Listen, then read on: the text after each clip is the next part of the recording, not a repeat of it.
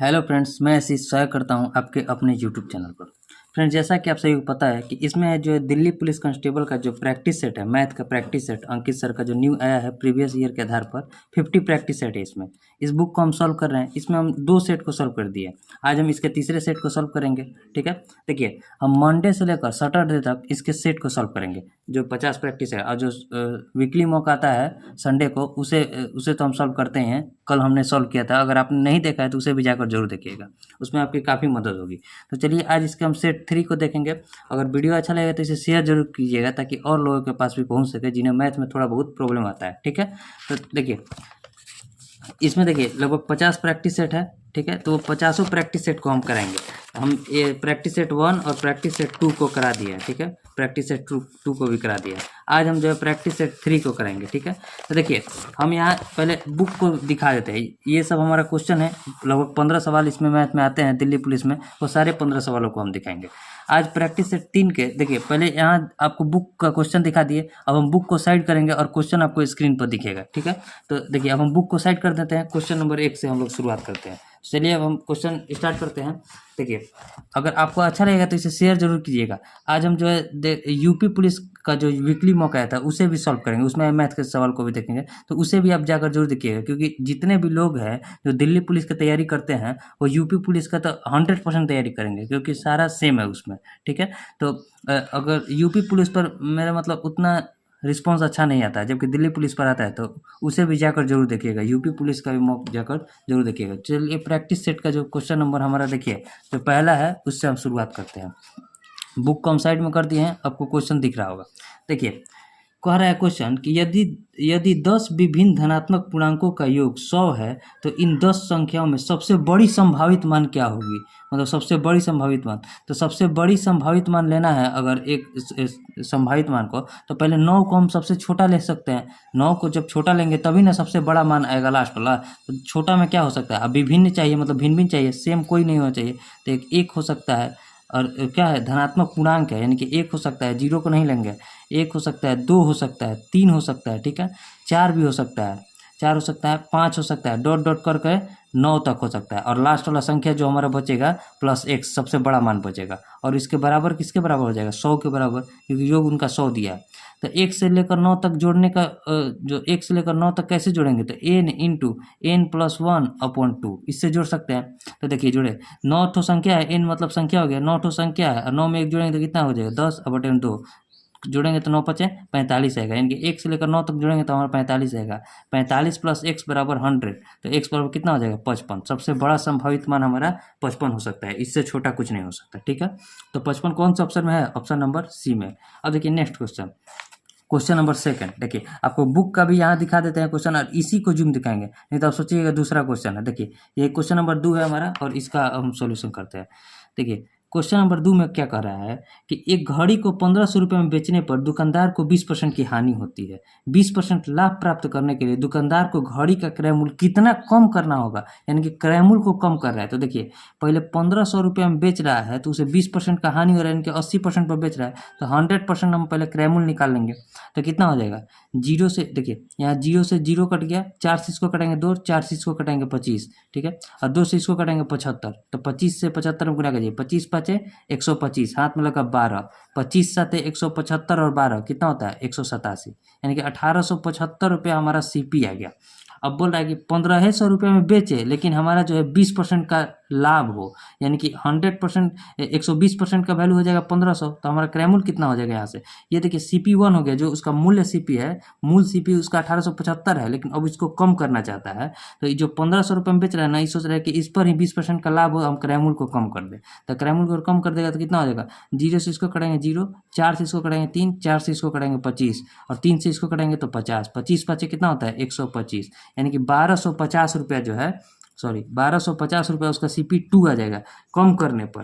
तो देखिए 1875 रुपये पहले CP था, अब 1250 रुपया CP हो गया। तो कितना कम कर दिया, 5 और 7 में से 5 गया 2, 18 में से 12 गया 6, 625 रुपया अगर वो कम कर देगा तो उसका 20% का लाभ हो जाएगा 1500 रुपया पर। उम्मीद करते हैं आपको समझ में आया होगा और इसी पर क्वेश्चन कह रहा था। ठीक है, अब देखिए नेक्स्ट क्वेश्चन जो है क्वेश्चन नंबर 3 क्या कर रहा है, यहाँ बनाते हैं।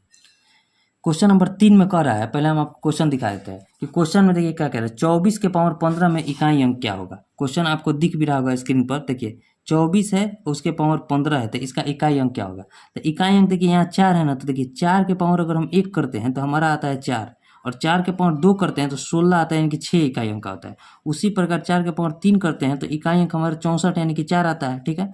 और 4 के पावर 4 करेंगे तो कितना हो जाएगा 256, यानी कि इकाई अंक हमारा 6 आता है। तो देखिए यहाँ समझिए, अगर विषम संख्या रख रहे हैं तो हमारा इकाई अंक 4 आ रहा है, और सम संख्या रख रहे हैं तो इकाई अंक हमारा 6 आ रहा है। वैसे ही देखिए विषम संख्या रख रहे थे 4 और सम संख्या रहते 6, तो यहाँ 15 जो है हमारा ऑड है या इवन है, तो आप कहिएगा ऑड है, यानी कि विषम संख्या है। तो जब विषम संख्या है तो विषम संख्या पर हमारा इकाई अंक क्या आ रहा है, तो 4, तो 4 ही हमारा जो है इकाई अंक हो जाएगा। 4 कौन सा ऑप्शन में है, तो ऑप्शन नंबर बी में, ठीक है। अब देखिए नेक्स्ट क्वेश्चन, क्वेश्चन नंबर 4, आपको क्वेश्चन नंबर 4 दिखाते हैं।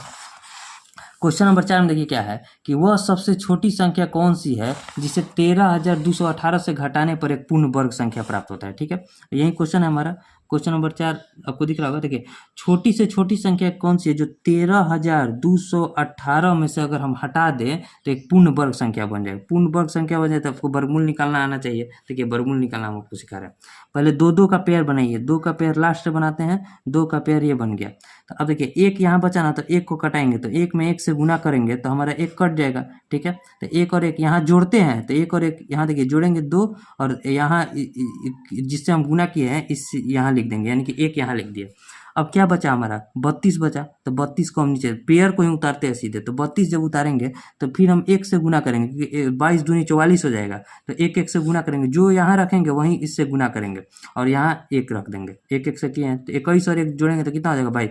इसका दुगना, इसका जो है दुगना यहाँ आता है 22 आ गया, और 21 में एक से यहाँ गुना करेंगे तो कितना हो गया 21, बचा कितना 2 में से 1 गया 1, 3 में से 2 गया 1, 11 बचा। अब यहाँ क्या लिखेंगे 1 और 8, 118 पेयर में ही उतारेंगे, ठीक है। अब देखिए 22 में अगर हम क्या रखें कि 1118 आ जाए, अगर 5 रखेंगे तो देखिए 225 पाँच कितना होता है, अगर 5 रखते हैं 225 में 5 से गुना करेंगे कितना होता है 5 25, 22 5 110, 110 और 2 कितना होता है 112। तो ये रखने पर तो ज़्यादा हो जाएगा 1125, तो हम 4 रखेंगे, 4 रखेंगे तो कितना हो जाएगा हमारा 4 रखेंगे तो 4 चौके 16, 22 चौक 88 और एक कितना होता है 89, ठीक है। 8 में से 6 गया 2, 11 में से 9 गया 2, 10 में से 8 गया 2, 222 हो गया। और यहाँ क्या हो गया, यहाँ हो गया 228, ठीक है 228, और यहाँ कितना हो गया 114, इसका दुगना है ये। देखिए अब देखिए अगर हम 222 को हटा देंगे तो वर्गमूल हमारा ये होता है, ठीक है। अगर हम 222 को इसमें से घटा देंगे तो ये पूरी संख्या कट जाएगी। अगर ये शेषफल जो बच रहा है हमारा शेषफल, इसको हम इसमें से घटा देंगे तो पूरी संख्या हमारे यानी कि वर्गमूल प्राप्त हो जाएगा, जो कि 114 का वर्गमूल हो जाएगा। तो हम इसी 222 को हटाने की बात कर रहे हैं क्वेश्चन में कि 222 यानी कि ऑप्शन बी को अगर हम हटा देते हैं तो ये पूरी संख्या पूर्ण वर्ग बन जाएगी, जो कि किसका पूर्ण वर्ग होगी, तो 114 का स्क्वायर करने पर इसके 222 को जो घटाएंगे वही पूर्ण वर्ग संख्या हो जाएगी। उम्मीद करते हैं आपको समझ में आया होगा। और यही क्वेश्चन में कह रहा था, निकालने के लिए नहीं कर रहा था कि पूर्ण वर्ग संख्या कौन सी है, बस बोल रहा था किसे हटाना चाहिए, तो बस शेषफल को हटा दीजिए आंसर हो जाएगा। अब देखिए नेक्स्ट क्वेश्चन, नेक्स्ट पेज ले लेते हैं। नेक्स्ट क्वेश्चन देखिए क्या कर रहा है, क्वेश्चन नंबर 5, और इसी को जूम करते हैं, बुक के साइड कर लेते हैं। क्वेश्चन में कह रहा है कि एक मोबाइल फोन को, देखिए एक मोबाइल फोन को कितना में बेच रहा है, एक मिनट, एक मोबाइल फ़ोन को वो बेच रहा है, मतलब फ़ोन को 5060 में बेचने पर 10% का लाभ होता है, देखिए ठीक है। यानी कि 110% किसके बराबर है 5060 रुपये के। तो हमसे पूछ रहा है कि यदि मोबाइल फ़ोन को 4370 में बेचा जाता है तो प्रतिशत लाभ या हानि, यानी कि अब 4370 में बेच रहा है तो कितना परसेंट का लाभ या हानि होगा, यही क्वेश्चन है। तो देखिए तो क्या लिख सकते हैं यहाँ लिख सकते हैं कि 110, ठीक है, बटे 5060 इंटू 4370, ठीक है, ठीक है। अब देखिए यहाँ समझिएगा, लाभ हो रहा है तो 100 से प्लस में है, अगर हानि होगा तो 100 से माइनस में होगा, ठीक है। तो देखिए यहाँ 0 से 0 कटाएंगे, 5 6 11, 11 से ये कट जाएगा, 11 से कटाइए, 11 चौक 44, 6 6 11 छक 66, यहाँ बचा है 10, यहाँ 46 है। देखिए ये 23 से कटेगा, 23 से कटाएंगे तो 2, और 23 से इसको कटाएंगे तो 23 से कम 23, अब 20 7, 23 9 यहाँ 260, ठीक है। अब देखिए 2 से इसको कटा दिए तो 5, 19 5 कितना हो गया 95%। अब 95% जो है 100 से कम है, यानी कि हमारा लॉस हो रहा है। लॉस हो रहा है कितना, तो 100 में से 95 घटाएंगे, यानी कि 5% का जो है हमारा लॉस हो रहा है। 5% का लॉस कौन सा ऑप्शन में है, तो ऑप्शन नंबर डी में, ऑप्शन डी में है जो है 5% का लॉस हो रहा है। अब देखिए next question, question number 6। Question number 6 आपको दिखा देते हैं। पहले क्वेश्चन में क्या कर रहा है, ये क्वेश्चन है, अब इसको जूम करते हैं। क्वेश्चन में कह रहा है कि एक टैक्सी जो है 90 किलोमीटर पर आवर की रफ्तार से निश्चित दूरी की यात्रा 35 मिनट में पूरी की, ठीक है। उसी दूरी को 21 मिनट में पूरा करने के लिए उसे अपनी गति में कितना % की वृद्धि करनी पड़ेगी। तो देखिए, तो मान लीजिए टैक्सी एक ए है, ए चाल से जा रही है, और एक टैक्सी वही टैक्सी जो है बी चाल से जा रही है। तो टाइम देखिए, टाइम का रेशियो दिया है हमारा 35 मिनट में पूरा कर रही है और फिर 21 मिनट में पूरा कर रही है, यानी कि 7 से कटाएंगे तो 5 और 7 से कटाएंगे तो 3। जब टाइम का रेशियो ये है तो हमारा स्पीड इसके उल्टा होता है, स्पीड का रेशियो हमारा क्या हो जाएगा, 3 से 5 हो जाएगा, ठीक है, 3 से 5 हो जाएगा। अब देखिए 3 का वैल्यू दे दिया है 90 किलोमीटर पर आवर, ठीक है, 90 किलोमीटर पर आवर। तो हमसे पूछ रहा है कि कितना अपना गति बढ़ा देगी, तो कितना बढ़ाई, 3 से 5 हो गया, यानी कि 2 की वृद्धि हो गई। तो जब 3 का वैल्यू 90 है तो 2 का वैल्यू कितना हो जाएगा, 90/3 × 2, तो कटा देंगे तो 60 किलोमीटर पर आवर जो है अपना चाल बढ़ा देगी। 60 किलोमीटर पर आवर कौन सा ऑप्शन में है, तो ऑप्शन नंबर ए में, ठीक है। अब देखिए next question, question number 7। Question number 7 में क्या कर रहा है, क्वेश्चन आपको दिखा देते हैं कि देखिए ये क्वेश्चन है, इसी को हम जूम कर रहे हैं, ठीक है। क्वेश्चन में क्या कर रहा है कि यदि x + 4 व्यक्ति द्वारा x + 5 दिनों में किया गया कार्य x - 5 व्यक्ति द्वारा x + 20 दिनों में किए गए कार्य के बराबर है, ठीक है। तो देखिए क्या होता है, MDH मतलब आदमी गुना दिन और गुना घंटा, एक ही में गुना होता है। तो देखिए x + 4 व्यक्ति है, ठीक है, और गुना करेंगे किससे, इतना दिन में काम कर रहे हैं, यानी कि x + 5 दिन में काम कर रहा है। और फिर वही क्वेश्चन में कह रहा है कि x - 5 व्यक्ति है, ठीक है, और कितना दिन में काम कर रहे हैं, तो x + 20 दिन में काम कर रहे हैं, x + 20, ठीक है। अब देखिए गुना कीजिए, x² अब प्लस x में 5 से गुना करेंगे तो 5x। अब यहाँ देखिए इधर ऐसे कर देते हैं, और यहाँ देखिए फिर यहाँ 4 में x से गुना करेंगे तो +4x, और +4 में 5 से गुना करेंगे तो +20 बराबर किसके हो जाएगा, तो x² और प्लस 20x माइनस है 20x और माइनस क्या हो जाएगा 5x, अब 20 पंजे 100 माइनस का 100, ठीक है। देखिए x² से x² कट गया, 5 4 9x और प्लस 20 बराबर कितना हो गया, 20 में से 5 गया कितना बचा 15x और माइनस 100। अब देखिए इधर आ गया 15 में से 9 घटा तो कितना बचा 6x, और 20 100 जो है 20 में जुट जाएगा तो कितना हो गया 120, तो x बराबर आ गया हमारा 20।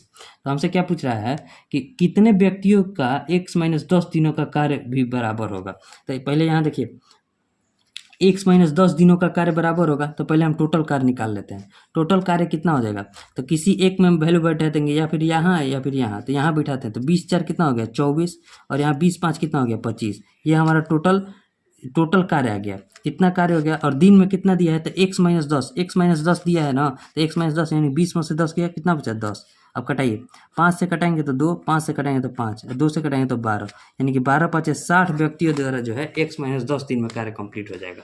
उम्मीद करते हैं आपको समझ में आया होगा। 60 ऑप्शन कौन सा है, ऑप्शन बी, इसमें कुछ करना नहीं था, आदमी और दिन बराबर था, बस बनाइए x का वैल्यू लाइए और पुट कीजिए, आंसर आ जाएगा, ठीक है। अब देखिए नेक्स्ट क्वेश्चन नंबर जो है हमारा 8 क्वेश्चन दिखा देते हैं फिर बनाते हैं इसको। क्वेश्चन नंबर देखिए 8 है, इसको साइड करते हैं। अब आपको दिख रहा हो क्वेश्चन, देखिए क्वेश्चन में क्या कर रहा है कि 3 × 1/4 का के पावर है 4, ठीक है, अब माइनस 4 × 1/3 के पावर है 4। अब बटे में दिया है, बटे में कितना दिया है 3 × 1/4 का स्क्वायर, ठीक है, 1/4 का स्क्वायर, अब माइनस 4 × 1/3 का स्क्वायर। देखिए सेम जो ऊपर में है वही नीचे में है, केवल स्क्वायर का फासला है, तो बस इसे कुछ नहीं करना है। इसको क्या लिख सकते हैं, इसको हम इतना लिख सकते हैं a² माइनस b² का a² plus b² a plus b into a minus b, ठीक है। तो इसको देखिए यहाँ पावर 4 है तो पावर 2 और पावर 2 में तोड़ दिए, तो क्या लिख सकते हैं, देखिए इसको देखिए यहाँ समझिए क्या लिख सकते हैं, 4 3 12 और 1 13/4, ठीक है, 13/4 का स्क्वायर, ठीक है, अब माइनस 4 3 12 और 1 13/3 का स्क्वायर, ठीक है। और फिर यहाँ लिखेंगे 13/4 का स्क्वायर और प्लस 3 हो जाएगा, 2 नहीं 3, 13/3 का स्क्वायर, और नीचे में क्या हो जाएगा 4 3 12 1 13 में, देखिए 13/4 का स्क्वायर और माइनस का 4 3 12 और 1 13/3 का स्क्वायर। तो ये देखिए ये सेम है ना, तो ये कट जाएगा, बचा हमारा सिर्फ प्लस वाला भाग को बना दीजिए। क्या लिखेंगे 169, ठीक है, 169 और बटे में 4 चौके 16 और प्लस 169 और बटे में 3 के 9। अब इसका हमें क्या बोल रहा है, वर्गमूल का मान बताना है, यानी कि टोटल का रूट बताना है, ठीक है। तो अब देखिए रूट ओवर क्या लिखेंगे, 169 कॉमन अगर हम ले लिए, 169 को कॉमन ले लिए तो क्या बचा, 1/16 और 1/9, तो 16 9 कितना होता है 144, ठीक है। तो 16 9 144, तो 16 और 9 जुट जाएगा तो कितना हो गया 25, बस इसका वर्गमूल निकालना था, हम 169 को कॉमन ले लिए, अब इतना हो गया। अब देखिए आप समझिए, 169 जो होता है किसका वर्ग होता है, 13 का, 25 किसका होता है 5 का, और जो 144 किसका होता है तो 12 का, ठीक है। तो 13 5 65 और बटे में 12 लिख सकते हैं ना। अब इसी को पूर्णांक में आंसर दिया, तो पूर्णांक में कौन सा हो जाएगा, ऑप्शन नंबर बी, 12 5 60। देखिए क्या दिया है, 5 बटा में 12, यानी कि 12 5 60 और 5 65, ठीक है। उम्मीद करते हैं आपको समझ में आया होगा, 65/12 कुछ ज़्यादा गिजी हो गया, लेकिन देखिए इसमें परेशान नहीं होना है, सिर्फ फार्मूला पर है। ये a² - b² पर इसको तोड़े हैं, नीचे वाला कट जाएगा, सिर्फ प्लस वाला बचेगा, प्लस वाला को सब कीजिएगा और वर्गमूल निकाल दीजिएगा, आंसर आ जाएगा, ठीक है। एक बार फिर से खुद से भी समझिएगा, आपको समझ में आ जाएगा, इसमें कुछ करना नहीं था। अब देखिए नेक्स्ट क्वेश्चन नंबर कौन सा है हमारा, क्वेश्चन नंबर 9 है। क्वेश्चन नंबर 9 क्वेश्चन दिखा दिए, अब इसी को हम जूम कर देते हैं, ठीक है। क्वेश्चन नंबर 9 में क्या कर रहा है, क्वेश्चन में कह रहा है कि एक लंब वृत्तीय बेलन के व्यास दुगुना, ठीक है, लंब वृत्तीय बेलन का व्यास दिया है, मान लीजिए, एक मिनट, क्वेश्चन नंबर 9 में कि लंब वृत्तीय बेलन का जो है व्यास को दोगुना तथा लंबाई को तिगुना कर दिया जाता है, उसका आयतन कितना बढ़ जाएगा। मान लीजिए लंब वृत्तीय बेलन का आयतन कितना होता है, वॉल्यूम होता है πr²h, ठीक है, यानी कि इसको क्या लिख सकते हैं, pi into r into H लिख सकते हैं। अब देखिए इसको हम जो है दोगुना कर दिए, यानी कि 2r कर दिए, और तो यहाँ भी 2r हो जाएगा, और ऊंचाई को जो है, जो व्यास को दुगुना करेंगे तो त्रिज्या भी दुगुना हो जाएगा, ठीक है ना, क्योंकि d = r/2 ही होता है। ये नहीं सोचिएगा 2 से भाग हो जाएगा, नहीं। अगर देखिए व्यास मान लीजिए यहाँ d = 2 है तो r = 1 हो जाएगा ना। अब इसको दुगुना कर दिए, 4 कर दिए, तो ये भी दोगुना हो जाएगा, 4/2, यानी कि ये भी 2 हो जाएगा। तो 2r इंटू 2r हो गया, और ऊंचाई को जो है 3 गुना कर दिए, 3 कर दिए, तो देखिए कितना गुना बढ़ गया, पहले इतना था πr²h, ठीक है, अब इतना देखिए 2 दूनी 4, 4 3 12 गुना बढ़ जाएगा, 12 गुना बढ़ गया, यानी कौन सा ऑप्शन है, ऑप्शन नंबर बी। इसमें कुछ करना ही था, केवल समझना था, ठीक है। उम्मीद करते हैं आपको समझ में आया होगा। अब देखिए नेक्स्ट क्वेश्चन, अगर आपको कोई भी क्वेश्चन में दिक्कत आता है तो कमेंट जरूर कीजिएगा, ठीक है। अब देखिए क्वेश्चन नंबर 10 में क्या कर रहा है कि यदि 2 बैंकों से 1000 पर 2 वर्षों के बाद प्राप्त साधारण ब्याज का अंतर 50 रुपया है, तो उनके ब्याज दरों में कितना का अंतर है। इसमें देखिए कुछ नहीं करना है, मान लीजिए 2 वर्ष के बाद प्राप्त साधारण ब्याज का अंतर दिया है 50 रुपया, ठीक है, 50 रुपया दिया है अंतर साधारण ब्याज का, और किस पर गुना 100, यानी कि हमें रेट निकालना है, रेट का अंतर ही निकलेगा, यहाँ से रेट निकालेंगे 50 × 100 पर, और कितना का रुपया है 1000 रुपया का है, ठीक है, और कितना वर्ष के बाद तो 2 वर्षों के बाद। अब देखिए यहाँ 2 जीरो से 2 जीरो गया, और यहाँ 1 जीरो से 1 जीरो गया, 5/2 क्या लिखेंगे, 2.5% का जो है अंतर पड़ेगा, क्योंकि रेट में ही रेट घटाएंगे, और बस इसी को सॉल्व कीजिए, आंसर हो गया। 2.5% का अंतर कौन से ऑप्शन में, ऑप्शन डी में। यहाँ देखिए फिर समझाते हैं, ये जो हम निकाल रहे हैं ये है क्या है, SI है, SI इंटू 100 बटे P इंटू टी बराबर होता है रेट, और रेट का जो अभी निकलेगा वो रेट का अंतर ही निकलेगा, क्योंकि R1 माइनस R2 भी बराबर यही हम लिखेंगे, ठीक है, क्योंकि यहाँ से हम रेट ही निकाल रहे हैं, जब रेट निकालेंगे और तो रेट पर अंतर ही निकलेगा, 2.5% के बराबर जो हो जाएगा। अब देखिए क्वेश्चन नंबर 11 में क्या कर रहा है, क्वेश्चन नंबर 11 में कह रहा है कि कोई जो है, कोई धनराशि चक्रवृद्धि ब्याज पर, देखिए क्वेश्चन नंबर 11 आपको दिखा देते हैं और इसी को जूम करते हैं। कोई धनराशि जो है चक्रवृद्धि ब्याज से पहले वर्ष के अंत में 650 तथा दूसरे वर्ष के अंत में 676 हो जाती है। पहले वर्ष के अंत में 650 और दूसरे वर्ष के अंत में 676 हो जाती है, सॉरी 676। तो देखिए, तो पहला वर्ष तो SI सब बराबर होता है, यानी कि कितना अगले वर्ष में बढ़ गया, 650 बढ़ना था, लेकिन 676, अगर SI रहता तो 650 बढ़ता अगले वर्ष भी, लेकिन ये CI है तो 650 पर भी कुछ रेट लग कर ऊपर बढ़ गया, यानी कि ब्याज पर भी ब्याज बढ़ा है। तो कितना का ब्याज बढ़ा है, 26 रुपये का ब्याज बढ़ा है। किस पर बढ़ा होगा, 650 पर, और गुना हम निकालेंगे 100 निकालेंगे। देखिए कितना हो गया हमारा, 0 से 0 कट गया, 13 से कटेंगे 2, 13 से कटेंगे 5, 5 इसको कटेंगे 2, यानी कि 2 दूनी 4% का हमारा जो है रेट हो जाएगा। अब देखिए इसमें क्या कर रहा है क्वेश्चन में कि धनराशि क्या हो जाएगी, धनराशि हमें बताना है। ये तो हमारा आ गया रेट, रेट आ गया। तो हमें धनराशि बताना है। तो देखिए 4% के रेट बढ़ा होगा तो 650 रुपया होगा पहले वर्ष में, यानी कि 104% जो है किसके बराबर हो गया होगा 650 के। तो यहाँ से हम 100% का वैल्यू बताएंगे, यानी कि जो हमारा राशि आ जाएगा 100% ही क्रयमूल्य होता है, जो भी होता है मतलब। तो 100% का वैल्यू कितना हो जाएगा 650 और बटे में 104 और इंटू के 100। ठीक है। अब देखिए 13 से कटाएंगे तो 8 और 13 से इसको कटाएंगे तो 50। ठीक है। 8 है यहाँ और यहाँ कितना हो जाएगा 4 से इसको कटाएंगे 2 और 4 से इसको कटाएंगे तो कितना हो जाएगा 25।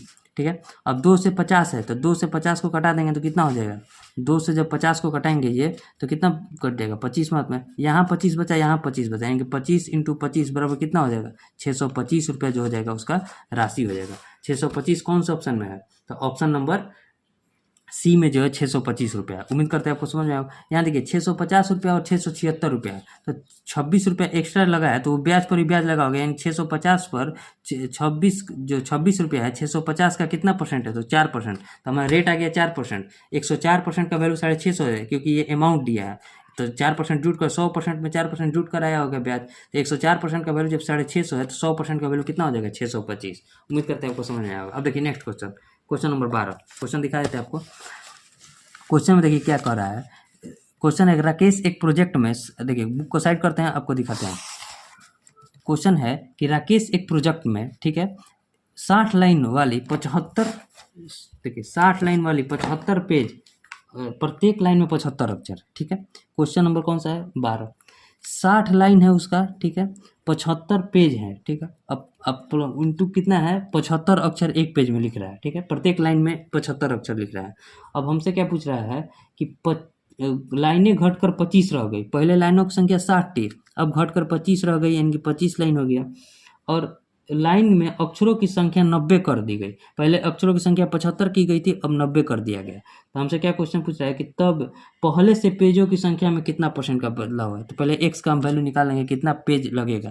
तो देखिए 25 से इसको कटाएंगे तो 3, 3 से इसको कटाएंगे 30। ठीक है। 30 से इसको कटाएंगे तो 2, तो यानी एक्स बराबर आ गया हमारा 150। तो 150 जो है पहले से ज़्यादा पेज, पहले 75 पेज लगते थे अब 150 पेज लग रहे हैं, यानी कितना का वृद्धि हो गया 75 का, किस पर 75 पर, और गुना 100, यानी कि 100% का जो है वृद्धि हो जाएगा। 100% पेज ज़्यादा लगेगा उसे, मतलब 90 अक्षर प्रत्येक लाइन में लिखने पर। ठीक है। उम्मीद करते हैं आपको समझ में आएगा। इसमें कुछ करना नहीं था, सिर्फ बना देना था। और एक्स का वैल्यू जब 150 आया तो पहले हमारा 75 पेज लगता था, अब 150 पेज लग रहा है, तो कितना का वृद्धि हो गया 100% का वृद्धि हो गया। अब देखिए नेक्स्ट क्वेश्चन, क्वेश्चन नंबर 13। पहले आपको क्वेश्चन दिखा लेते हैं फिर सॉल्व करते हैं। क्वेश्चन है कि यदि दो संख्याओं का मौसा तथा लौसा दिया है 15 तथा 300, यदि पहली संख्या दूसरी संख्या से 15 कम है तो दूसरी संख्या ज्ञात करें। ठीक है। तो देखिए क्वेश्चन क्या होता है, LCM into SCF is equal to क्या होता है फर्स्ट, मतलब पहली संख्या इंटू सेकेंड दूसरी संख्या। ठीक है। तो इसमें देखिए इसमें क्या दिया है कि एलसीएम दे दिया हमारा कितना 300, क्वेश्चन आपको दिख रहा होगा 300। अब मौसा हमारा 15 है। ठीक है। और यहाँ देखिए पहली संख्या जो है दूसरी संख्या से 15 कम है, यानी कि अगर मान लीजिए पहली संख्या हमारा x है तो दूसरी संख्या क्या हो जाएगी x प्लस 15। अब इसको भी ऐसे ही तोड़ दीजिए कि एक संख्या 15 ज़्यादा हो और एक संख्या 15 कम हो, यानी कि 15 से कितना हो जाएगा 4500 को हम क्या तोड़े कि जो 15 संख्या ज़्यादा 15 कम हो। तो यहाँ दिमाग लगिए या फिर आप गुणनखंड विधि से भी बनाइएगा। तो इसको हम कैसे तोड़ेंगे, तो 60 में और 75 में अगर हम गुना करेंगे 60 इंटू 75 गुना कीजिएगा तो 4500 आएगा। 6 पंजे 30, 6 7 42 और 3 45, यहाँ आ गया। 75 में 60 से गुना करेंगे तो 4500 आ गया। और ये दोनों के बीच का भी अंतर 15 है जो कि यहाँ सेटिस्फाई कर रहा है, यानी कि x इंटू एक्स प्लस 15 बराबर क्या हो जाएगा 60 इंटू 75। तो x का वैल्यू हमारा क्या आ गया 60। ठीक है। x का वैल्यू जब 60 आ गया तो हमसे क्वेश्चन में क्या पूछ रहा था, क्वेश्चन में यही दूसरी संख्या पूछ रहा था। तो दूसरी संख्या हमारा x प्लस 15 है ना, तो 60 में हम 15 को जोड़ेंगे तो कितना हो जाएगा 75। 75 जो हो जाएगा हमारा दूसरी संख्या हो जाएगा। पहली संख्या 60 और दूसरी संख्या 75, ज़्यादा वाला पूछ रहा था। तो 75 कौन सा ऑप्शन में, ऑप्शन नंबर बी में है। वैसे भी इसमें 60 दिया नहीं है, अगर 60 दिया होता तो बहुत लोग गलत करते थे। ठीक है। अब देखिए नेक्स्ट क्वेश्चन, लास्ट के 2 सवाल बचे हैं उसे भी देख लेते हैं हम लोग। ठीक है। Question number 14। क्वेश्चन नंबर 14 में क्या कर रहा है, क्वेश्चन आप देख लीजिए यहाँ, इसका सबसे बड़ा भिन्न बताना है। अब जूम कर देते हैं। क्वेश्चन नंबर 14 में देखिए पहले क्वेश्चन हम लिख लेते हैं। इसमें क्वेश्चन में दिया है कि 7/11, ठीक है, और कॉमा में 11/15 और 19/23 और एक है लास्ट 29/23, ठीक है, 29/33, सॉरी। तो अब इसमें से पूछे सबसे बड़ा भिन्न कौन सा है, तो सबसे बड़ा भिन्न निकालने का सबसे आसान तरीका, दोनों तरफ तिरछा तिरछी गुना कीजिए। 15 में 7 से गुना करेंगे तो 105, और 105, और 11 में 11 से गुना करेंगे तो 121, यानी कि ये हमारा बड़ा आ रहा है, तो ये हमारा बड़ा संख्या हो जाएगा, तो 7/11 हमारा नहीं होगा। अब 23 में 11 से गुना कीजिए, देखिए अब क्या बचा, 11/15 और 19/23। तो 23 में 11 से गुना करेंगे तो गुना कीजिए 3, और 3 और 2 5, और 2 11 से गुना करने का नियम। अब 15 से इसमें 15 9 या 35 से 15 एकम 15 और 13 28, 285 आया है, यानी कि ये हमारा भी आंसर नहीं होगा, 11/15 नहीं होगा। अब 19/23 बचा है, और 29/33 बचा है, गुना कीजिए। 19×3 = 57, ठीक है, 19×3 = 57, 57 और 5 62। इस तरह का क्वेश्चन जरूर बनाया जाता है, क्योंकि आपका कैलकुलेशन मजबूत होगा, ठीक है। अब देखिए 23 में और 29 में गुना करना है। देखिए 29 कितना होता है, 29 87, हाथ में लगा 8, 29 दूनी 58 और 8 कितना होता है, 58 और 8 होता है हमारा 66, यानी कि 667 आ गया, यानी कि ये हमारा बड़ा संख्या हो गया, ये छोटा संख्या। तो 29/33 ये हमारा आंसर हो जाएगा, जो कि ऑप्शन डी में है। अब आज के आखिरी सवाल है, यानी कि लास्ट सवाल है। देखिए लास्ट सवाल हम बताते हैं, क्वेश्चन नंबर 15 यहाँ बताते हैं। क्वेश्चन पहले दिखा लेते हैं। देखिए यह हमारा क्वेश्चन नंबर 15 है। अब इसको जूम कर देते हैं। क्वेश्चन नंबर 15, अब प्रैक्टिस सेट 3 हम लोग बना रहे हैं, ठीक है। अब देखिए क्वेश्चन में क्या कर रहा है कि एक क्रिकेट खिलाड़ी जिसका गेंदबाजी औसत 12.4 रन प्रति विकेट है, 5 विकेट प्रति 26 रन लेता है, मतलब 5 विकेट प्रति 26 रन लेता है, और जिसके कारण उसका औसत जो है 0.4 रन कम हो जाता है, ठीक है।